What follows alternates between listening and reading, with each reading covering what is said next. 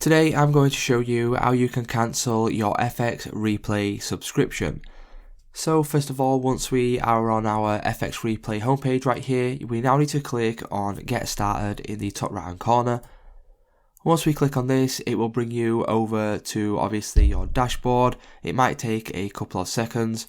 And then once you are on your dashboard here, we can go to the top right hand corner, click on this little profile icon, and now we can click on Manage Account. Once we click on Manage Account, go to the left hand side here, select Plan and Billing. And then once we select Plan and Billing, we need to select Manage Subscription with Stripe, which will then redirect you over to Stripe to manage your subscription. As you can see, FX Replay in the top left hand corner, and then on the right hand side here there's an option to cancel your plan. So click on Cancel Plan, and then this will go ahead and bring you to here, and now you can click on Cancel Plan once again just to confirm this.